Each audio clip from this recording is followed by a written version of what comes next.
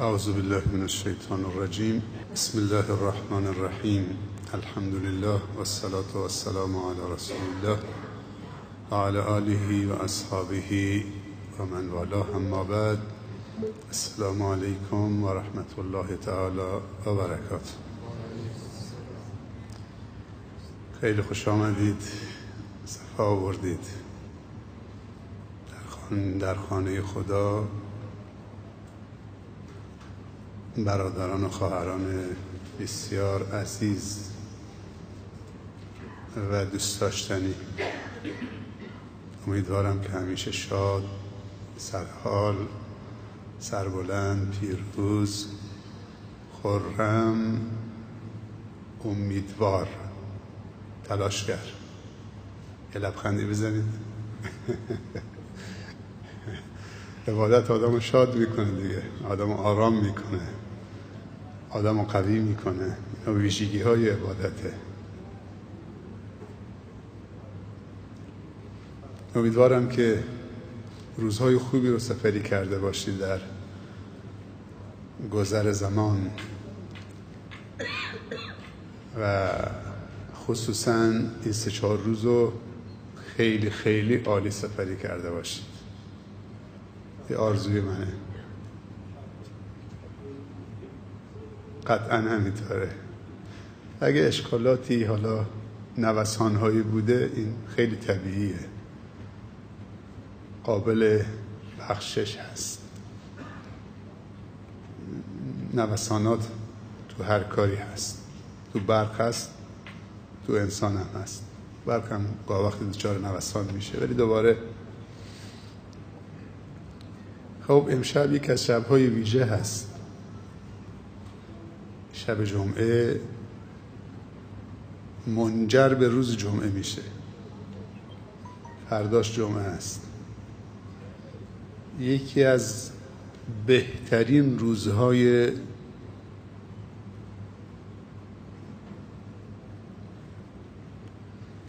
هفته روز جمعه هست. یکی از بهترین روزهایی که آفتاب بر اون طلوع کرده روز جمعه هست و روز عرفه هست. روز عرفه در سال 1 بار هست. اون 1 بار هم شاید سهم ما و شما نشه. استطاعت مالی میخواد، استطاعت بدنی میخواد، امنیت راه میخواد. حالا خود ثبت نامه، بالاخره باید تو نوبت باشید. ولی روز جمعه در اختیار همه هست. سالی 52 تا جمعه در سال در اختیار ما هست. بهترین روزی که آفتاب بر اون طلوع کرده. چقدر زیباست که شب جمعهمون و روز جمعهمون با سوره کهف سپری بکنیم. پیامبر صلی الله علیه و سلم فرموده هر کسی روز جمعه سوره کهف بخونه میتونه شب جمعه هم بخونید. بین 2 تا جمعه او میدرخشه. سبحان الله. حالا اگر این جمعه رو وصل بکنیم به اون جمعه، جمعه بعدی رو وصل بکنیم به اون جمعه با تکرار سوره کهف، اگه از بر باشید حفظ باشید که نور علی نوره، اگه نشد از رو. اگه بلد نیستید نوار بذار، یه قاری داره میخونه، قرآن باز کن، دست بکش رو خط، دنبالش حرکت کن، چشمتو بگذرون. 3 تا راه. این یکی نشد این یکی، این یکی نشد این یکی. حالا اگر این تلاوت و این استماع همراه با فهم معانی این سوره باشه دیگه اصلا نور علی نور میشه. شما اگر میفهمیدید این آیاتی که با این زیبایی داره تلاوت میشه. امسال یک بارندگی در کشور ما شد که دیگه گفتیم بسه، کشور رو یک جا از قحطی خارج کرد، زمین رو سیراب کرد. 65% 70% بارانی که در یک سال در استان گلستان میبارید در 48 ساعت باریده. حالا اون باران زمین تشنه رو سیراب کرد، یعنی این بارانی که هر شب ما اینجا تو نماز داره میباره، این دلهای تشنه رو این سیراب میکنه. احساس نمیکنی که داری زنده میشید؟ یعنی مباشرتاً با همون صمیم قلبت داره تماس میگیره، با همون یه فرکانس های خیلی عجیبی، یه جرقه های عجیبی، یه جهش های عجیبی. حال و هوای انسان عوض میکنه. وقتی که دل عوض میشه، فکر عوض میشه، دیگه اصلا زندگی عوض میشه. و این قرآن این که میتونه با دلهای ما اون چیزهایی که خدا میخواد انجام بده. یا باید دل رو در اختیار الله بگذاریم، یا خدای نکرده باید خانه شیطان و شیاطین انس و جن باشه. خیلی به سخت میگذره اگر که دل خانه خرابی باشه که شیاطین و جنها در اونجا زندگی بکنه.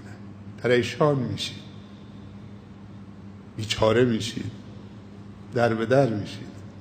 جن و شیاطین اگر نفوذ کردن تو زندگی، وارد قلب و فکرت شدن، زندگی تو برباد میدن، آرامش رو ازت میگیرن، منجر میشه به خودکشی. الا بذکر الله تطمئن القلوب. چه آرامشیه؟ این باران باید بباره.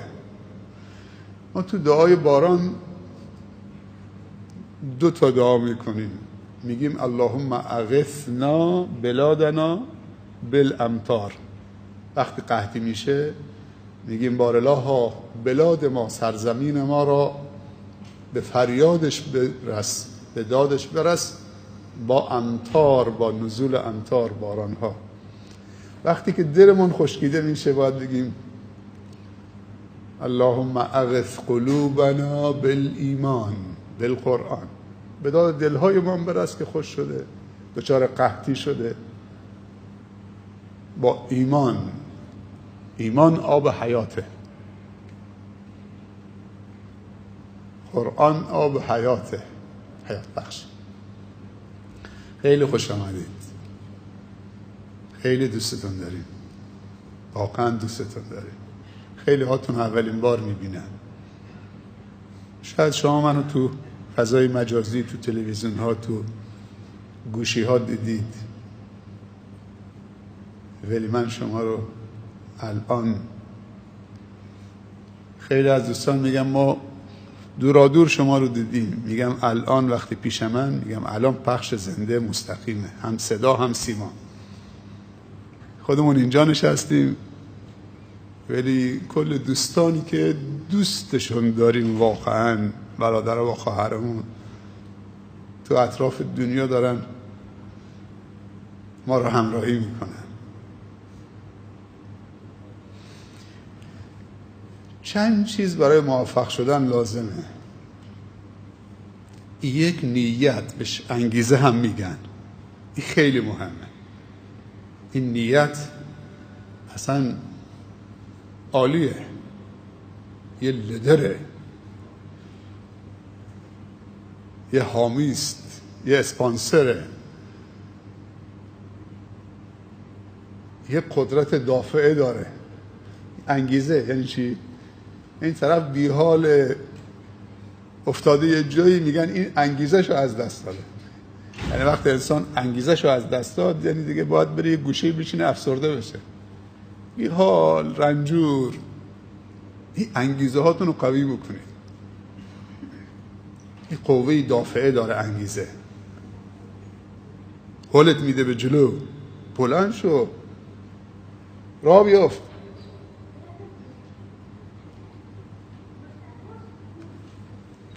این انگیزه و نیت وقتی خدایی میشه دیگه سندت میشه خدا. سبحان الله. بزرگترین انرژی یا معدن انرژی نیته. و ما امروا الا لیعبدوا الله مخلصین له الدین. من نمیخوام اینجا تعریف عبادت بکنم، ولی منظور خداوند از عبادت اینجا فقط نماز نیست، روزه نیست، هر عملی که نیت خدایی داشته باشه، طبق دستور خدا و رسول خدا انجام بشه، چه کوچک چه بزرگ، اون عبادته. و یک کار بزرگی که نیت انجام میده این که عادتهای ما رو تبدیل به عبادت میکنه. سبحان الله. اصلا یکی از عادتها غذا خوردنه.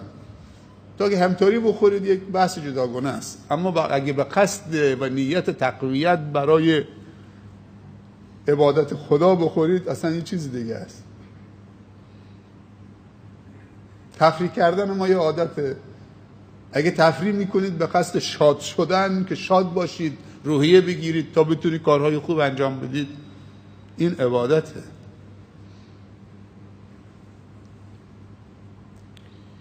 پس نیت هامون رو صحیح بکنیم، درست.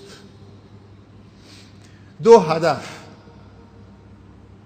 هدفتم باید درست باشه. چی میخواییم؟ علم میخوای؟ هدفت چیه از رسیدن به علم؟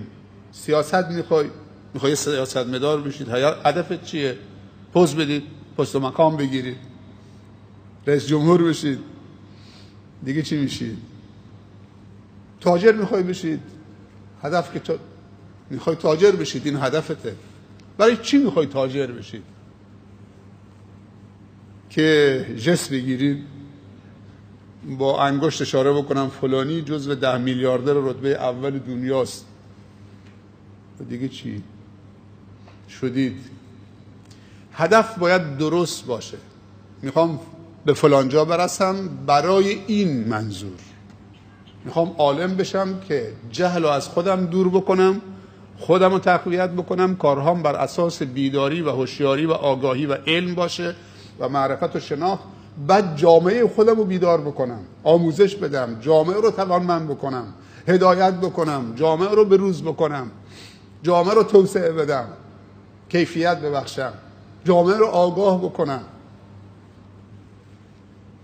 وقتی که انگیزه درست شد، هدفم درست شد، تلاشم باید درست بشه. تلاش باید با برنامه باشه، تلاش دیمی نه. این که نیتت خیره، هدفت هم درسته، ولی هیچ تلاشی نکنید، این اصلا یه چیز پوچ و بی محتوایی است. اصلا خودتو گول زدنه. تو نیتت خیره، هدفت هم درسته، ولی از تو خونه حرکت نمی کنی. نه ای که به خواب اعتقاد داری میخوای چون نیتت درسته، هدفت هم درسته، خوابیدید فردا تاجر بشید، تو خونه بشینید و بخوابید فردا عالم بشید. نه، تلاش باید درست بشه. تلاشی درسته که بر اساس یک سیستم و برنامه تعریف شده باشه. چند تا شد؟ 3 تا. تلاش با برنامه با حضور یک مشاور و کارشناس در کنارت، چون پیامبر صلی الله علیه و سلم می‌فرمایند ما ندم من استشار. حتما باید چش و امرهم شورا بینهم. بدون مشاور و کارشناس تو دست به هر کاری بزنید بدبختی. باید تحقیق بکنید در کاری که میخوای انجام بدید. چه تخصصی میخواید بخونید؟ تو هر تخصصی چه گرایشی میخواد بخونید؟ باید بری پیش مشاور. درس دینی هم میخونید، باید بری پیش مشاور تا راهنمایی بکنه. خیلی ها بر اساس علم گمراه شدن، عالم شدن گمراه شدن. ما عالم مذهب فروش زیاد داریم، عالم درباری زیاد داریم، عالم مخبر زیاد داریم، امام جمعه و خطیب مخبر زیاد داریم تو کل دنیا که دست نشانده حکومت ها هستن. عالم وقتی حکومتی شد دیگه فاسد میشه، جاه طلب میشه، مردم با حکومت تهدید میکنه. تو همه جا هست، تو همه کشورها هست، هیچ کشوری مستثنا نیست. عالم نباید پله های قصرها و درهای حکام رو بشماره و بره اونجا بساطی پهن بکنه و چابلوسی بکنه. و عالم یک شخصیت مستقلی داره، سلطان خودش. میگم وقتی عز بن عبدالسلام به پایتخت وارد شد که مردم فوج معروف به سلطان العلماء، وقتی مردم فوج برای استقبال دیوانوار بیرون میرفتن از شهر، اینجا حکام فهمیدن که کنیزی که تو قصر بود میگو امشب فهمیدم که پادشاه حاکم واقعی کیه، نه اونی که با سلاح مردم رو جمع میکنه، با تهدید مردم رو جمع میکنه. این سلطان قلب ها هست، این عز بن عبدالسلام که مردم دیوانوار دارن خارج میشن برای استقبالش، نه پولی داره که بده، نه چیزی، نه اسلحه‌ای. پس یک نیت، 2 هدف، 3 تلاش صحیح با برنامه، در کنارش مشاور. فاسألوا اهل الذکر ان کنتم لا تعلمون. اهل ذکر یعنی مشاور در همه تخصصات باید کنارت باشه. کسی فکر نکنه اهل ذکر یعنی کسی که ذکر میکنه.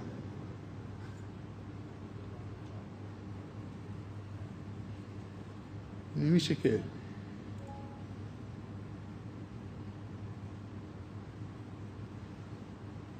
یعنی متخصص، کارشناس تو همه علوم.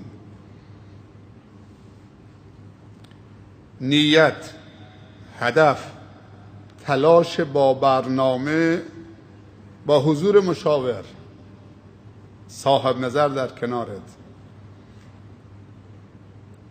توکل، تلاش وقتی انجام شد نتیجه رو چه واگذار میکنی به خداوند. ما داریم تواکل و داریم توکل، تفاوتشون فقط یک الفه. ت و کاف لام 4 تا حرفه، بهش میگن توکل. ت و الف کاف لام 5 تا حرفه. تواکل با الف یعنی تلاش نکردن، دست رو دست گذاشتن، انتظار نتیجه و ثمره داشتن. این بهش میگن تواکل. این مذمومه. اما توکل یعنی تلاش با برنامه، با حضور مشاور و کارشناس، بعد نتیجه رو واگذار کردن به خداوند. اینجاست که خداوند میگه و من یتوکل علی الله فهو حسبه هو الذی جعل لكم الارض ذلولا فامشوا فی مناکبها و کلوا من رزقه. میگه فمشو رو انجام بدید. خداوند میگه ما زمین را برای شما مهیا کردیم، گستراندیم، مسخر کردیم، برید در اطراف و اکناف زمین تلاش بکنید. فمشوا فی مناکبها، تلاش بکنید، تلاش صحیح، و کلوا من رزقه، بعد از روزی خدا بخورید. توکل بزرگترین توفیق در زندگی است، بزرگترین معدن انرژی است.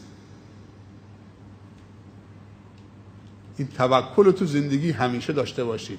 ریسک نه، توکل. پیامبر صلی الله علیه و سلم میفرمایند هر مسلمانی هر روز صبح وقتی از خانه خارج میشه برای هر امری، چه کشاورزه، چه پارچه فروشه، چه بازاریه، چه اداریه، چه صیاده، چه عالمه، چه معلمه، این دعای خروج بخونه: بسم الله توکلت علی الله لا حول ولا قوة الا بالله. خیلی ساده است. بسم الله توکلت علی الله لا حول ولا قوة الا بالله. خداوند یه فرشتی میفرسته در گوشش، بهش میگه هدایت شدی. در جا 4 چیز نقبش میده: هدایت شدی، کفایت شدی، حفاظت شدی، شیطان از تو دور شد، ناامید شد. وقتی انسان توکل میکنه این هدایت به یک چیز درسته. این توکلت علی الله یعنی خودتو به خدا سپردن، حرکت کردن و خودتو به خدا سپردن. حسبنا الله نعم الوکیل یعنی چی؟ همینه. کلمات و آیه ها همدیگه رو تفسیر میکنن. حسبنا الله نعم الوکیل، نعم المولا و نعم النصیر.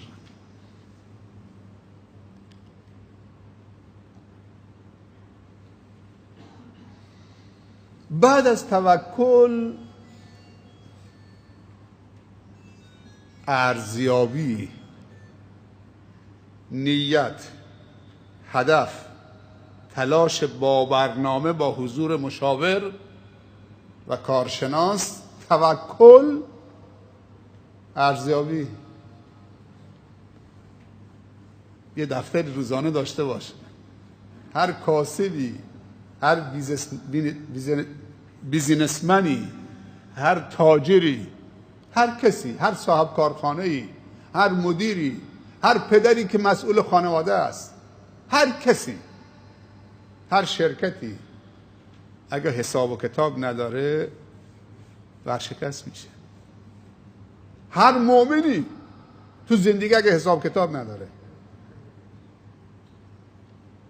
این ارزیابی خیلی مهمه که خودتو سبک سنگین بکنید. کجای کارید؟ حالا 3 روز از رمضان گذشت، 4 روز، تو این 3 روز خودتو ارزیابی بکن. ناکو عقبی یا جلوی، نرمالی، چقدر عقب افتادید یا متوسطید. اگه متوسطید میشه عالی شد، بعد میشه عالی ترین شد. شما دوست داری بهترین باشید؟ دوست داری یا ندارید؟ بگید دیگه، کمک من بکنید. پدر مادرت بیامرزه، اینجا کلاس دیگه، دور هم، یه جلسه دور همیم. دوست دارید که بهترین باشید. سوال دوم، آیا بهترینید؟ شاید خودش میدونه، شاید خودش میدونه که بهترینه. این اعتماد به نفس خیلی عالیه، خیلی عالیه. اگر دوست دارید بهترین بشید و بهترین نیستید، میتونید بهترین باشید؟ میتونید. با یک کمی تلاش، توکل، برنامه ریزی خودتو جلو میندازید. پس اگر چیزی رو دوست دارید و فکر میکنید بهش نرسیدید، اگه یه نفر قبل از تو رسیده، نفر دوم هم میتونه برسه. هر کاری یک نفر در دنیا انجام داد، نفر دوم هم قطعا میتونه انجام بده.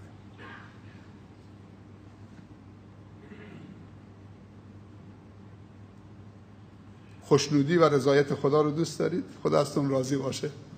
من دعا میکنم خدا از همه ما و شما و برادران و خواهرانمون در کل دنیا خدا ازشون راضی باشه.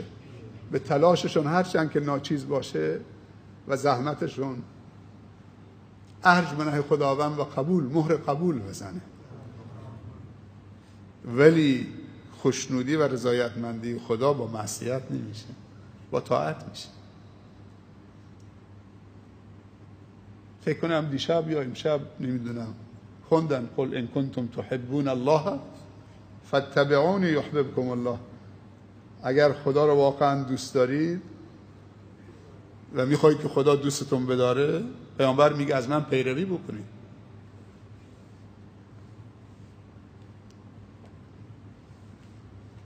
فردوس رو دوست دارید؟ بهشت فردوس، الله، تو رمضان دیگه هر 80 درش باز میشه آنلاین. قبل از اینکه به فردوس اعلی برسید، به اون بهشت برسید، باید در دنیا در بهشت باشید. اول باید دنیاتون بهشت باشه، بعد اونجا بهشت داشته باشه. قبل از اینکه دنیاتون بهشت باشه، باید درونتون بهشت باشه تا دنیاتون بهشت باشه. پس اول بهشت تو سینه لازمه، بعد دنیاتون بهشت میشه، بعد اون بهشت فردوس نصیبتون بشه. در بهشت فقط آرامشه، فقط صفا و صمیمیته، فقط محبته، هیچ عقده‌ای وجود نداره، هیچ عوارض منفی وجود نداره.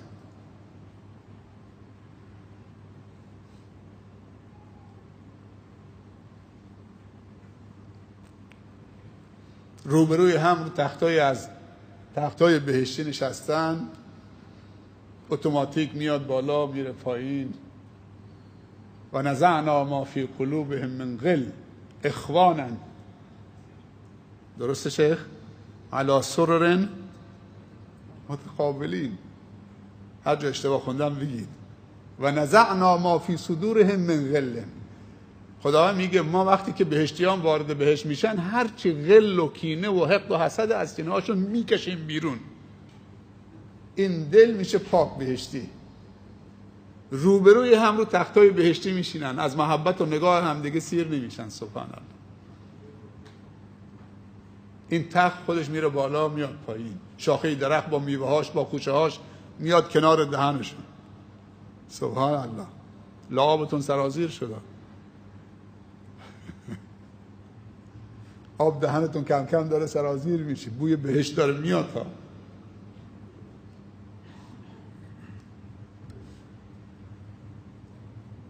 اشکال نداره 4 قطره اشکم بریزید برای وقتی این صحبت ها میشه دلتون هوایی بشه، هوای فردوس اعلی بشه.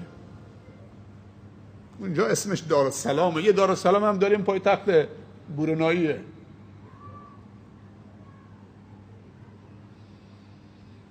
اون دارالسلام یه چیز دیگه است، پایتخت برونایی یه چیز دیگه است. اون دارالسلام فادخلوها بسلام. سبحان الله. دیگه بزرگترین لذتی که بهشت اصلا فراموش میشه، هوش و حواس از انسان تو بهشت میگیره وقتی که خداوند پرده بلند میکنه، میگه من همون رب العالمینم که در دنیا رو به قبله می ایستادید. سبحان الله. انگار که بهشت فردوس دیگه وجود نداره. اون دیگه چیه که انسان وقتی شایسته و لایق میشه که خداوند پرده رو بلند بکنه بگه وجوه یومئذ ناظره الی ربها ناظره، اون روز دیگه صورتهای همینجور میدرخشه. یه لامپ گازی تو صورت من بذارن چقدر روشن میشه صورت من؟ اگه سیاه و سبزم باشم سفید میشه. یه پروژکتور بذارن، نور افکنی بذارن تو صورت من، 10 تا بذارن تو صورت من چی میشه؟ اگه نور آسمان ها و زمین بذارن تو صورت من، اون الله الله نور السماوات والارض منعکس بشه تو صورت تو بهشت، دیوانه میشی. بهشت رو فراموش میکنی، جوی عسل فراموش میکنی، جوی شراب فراموش میکنی، جوی شیر رو فراموش میکنید. اون خوشه های میوه های متنوع و بهشتی فقط در اسم با میوه های دنیوی. هیهات بین انار بهشتی و انار، بین انگور بهشتی و انگور اونجا همش مزه است، شکم ورم نمی کنه. تو دهانت که میذارید نعمتهای بهشتی آب میشه، تمام شد، فقط مزه است. نه اینکه 4 تا خرما خوردی یا 4 تا دونه انگور خوردی شکمت ورم بکنه دیگه نتونی بخوری، باید بری دستشویی. اونجا دستشویی نیست، کسی مدفوع نمیکنه، کسی ادرار نمیکنه، فقط مزه است. اینا شما رو دیوانه نمیکنه؟ مثل مور و ملخ جوانا باید بریزن به مساجد، مثل پروانه هایی که دیوانوار دور شمع جمع میشن. درهای خانه خدا در دنیا بازه. جوانای عزیز، در هر گوشه دنیا که هستید، در اروپا، در آمریکا، صدای منو میشنوید. این صدای یک دوسته، یک برادره که شما رو دوست داره. خواهرم، در هر کجا که هستید، در آسیا، در آفریقا، در اروپا، در آمریکا، در ایران عزیزمون، شیعه و سنی، خدا مال همه است. شکر خدا بکنید که خدا مال یک قشر خاصی نیست، مال شیخا و آخوندا نیست، فقط خدا مال همه است. خدا مال لاتام هست، همون لات هم بنده خداست، همون بی‌حجاب هم بنده خداست. نباید ناامید بشه.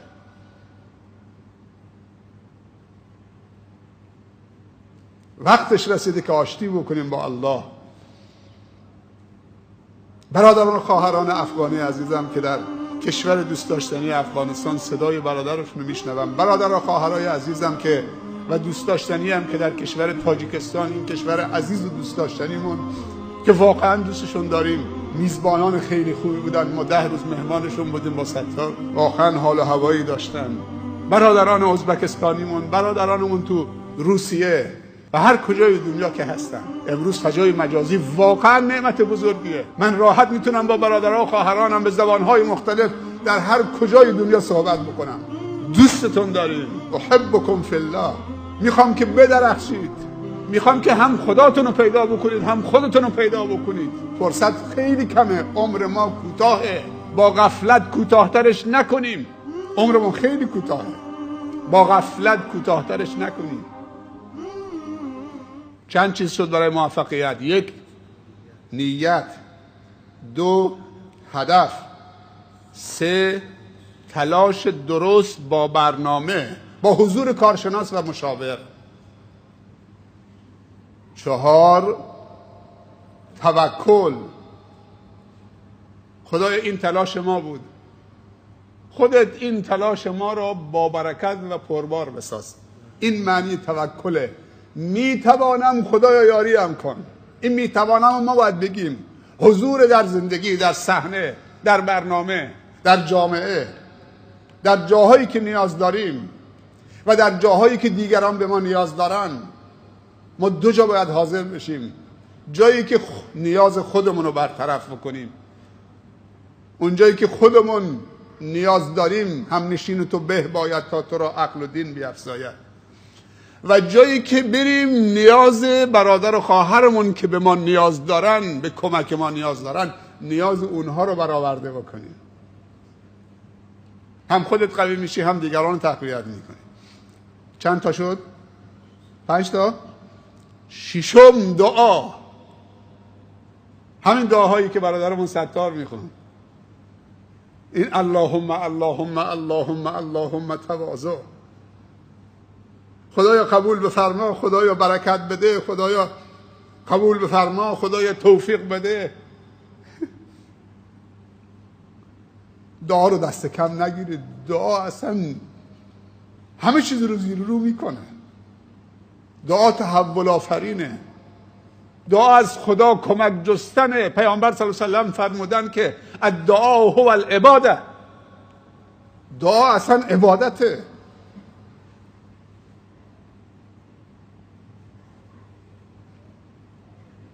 دعا رو فراموش نکنید.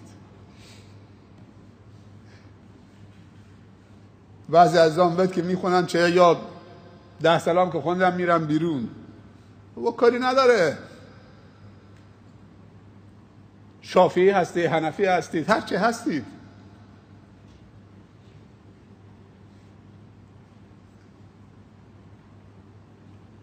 نماز ود چند روش وارد شده. خدا مؤاخذت نمیکنه اگه من رفتم بلوچستان پشت یه سر امام، یا رفتم ترکیه یا هر کشوری که احنافن، پشت سر حنفی نماز خوندم، نماز ود خوندم، قبوله. شما هم پشت سر شافعی نماز بخونید، چه مشکلی داره؟ صف خالی نکنید.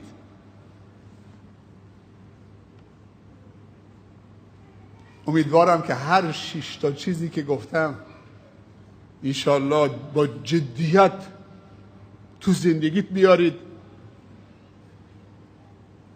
داشته باشید، تکیهگاهت باشن و با عزمی راسخ رو به جلو. و خبرهای خوشی ازتون بشنویم. یه تقاضای کوچولو هم دارم، اگه حق بهم بدید، برای منم دعای خیر بکنید. برای خانوادم 6 تا فرزندم، 3 تا پسر 3 تا دختر. من هر کار ازم بر بیاد، هم دعا، هم تلاش، هم حمایت، هم حضور در کنارتون تا جایی که وسع و توان داشته باشم. ولی این تقاضای برادرتون از شمایی است که دوستشون دارم و دوستم دارم. برای منم دعای هدایت بکنی، خدا هدایت هم بکنه، خدا ثابت قدم هم بکنه، خدا توفیق خدمتگزاری رو از ما نگیره، از ما و شما نگیره. بچه های من هم خدمتگزار بچه های شما باشن. خداوند آخر و عاقبت همه ما و شما رو به خیر خاتمه بکنه. ربنا آتنا فی الدنیا حسنة و فی الآخرة حسنة و قنا عذاب النار. پروردگار، اون چیزی که صلاح دین و دنیا و آخرت ما هست، اونو به ما عطا بفرما. خدا از تقصیرات ما در بگذر. این شب‌های مبارک، روزهای مبارک رو از همراه نصیب ما بفرما. پروردگارا، راه خیلی طولانی است، پرپیچ و خم هست، توشه لازم هست. خدایا توفیق توشه برداری نصیب بفرما. بهترین توشه تقواست. تزودوا ان خیر الزاد تقوا. خدایا تقوا نصیب بفرما. خدایا علم و بیداری و آگاهی نصیب بفرما. خدایا توحید کاملی که در اون شرک نباشه، ایمانی که در اون کفر نباشه، طاعتی که در اون گناه نباشه، اخلاصی که در اون ریا نباشه. خدایا بهترین ها را به ما بده، به ما و خانوادهمون و فرزندانمون و دوستانمون. خدایا چنین کن سرانجام کار تو خوشنود باشی و ما رستگار. ربنا ظلمنا انفسنا و ان لم تغفر لنا و ترحمنا لنكونن من الخاسرین. سبحان ربك رب العزة عما يصفون و سلام علی المرسلین و الحمد لله رب العالمین. موفق و مؤید و سربلند باشید. دست همدیگه رو بفشارید، همدیگه رو حلال بکنید. خیلی دوستتون دارم، هم شمایی که اینجایید، هم اونایی که دارن میبینن و میشنون. خدا یار و یاور و نگهدارتون. خدا حافظ شما و السلام علیکم و رحمت الله تعالی و برکاته.